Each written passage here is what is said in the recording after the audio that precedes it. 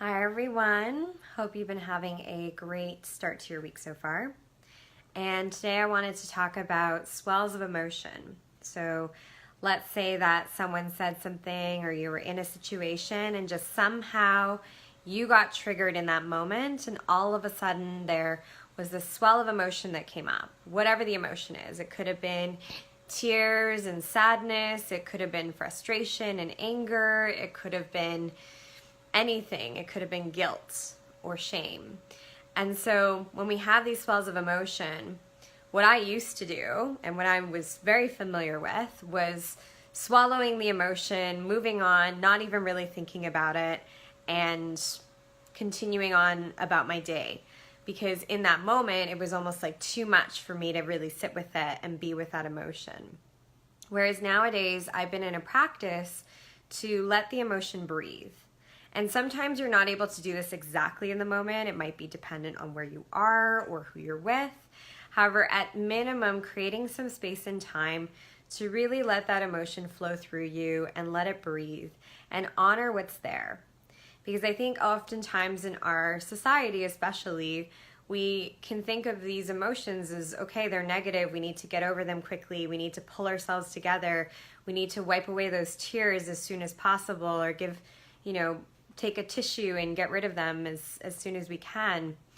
And at the end of the day, what we end up doing is we end up bypassing something that's really meaningful and important to us. Because that's where the emotion came from, is that we hit on a piece that was really important.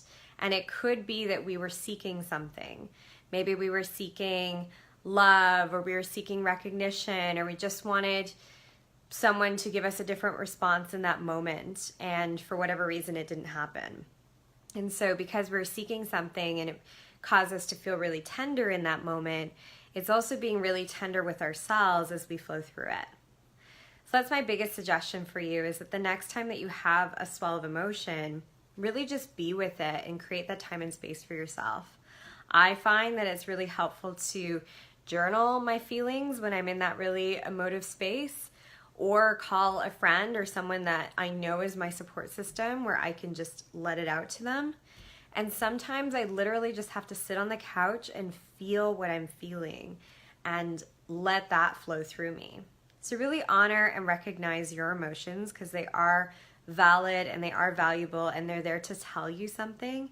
And you also don't have to figure out the reason why behind them right away. To me, step one is just to feel them and let them all out. And then from there, you can choose to do something about it and find out, why did this come up in the first place, and move on from there.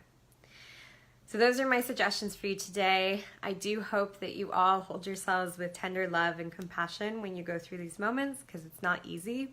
And I myself had a moment like this morning, hence why I'm inspired to talk about it.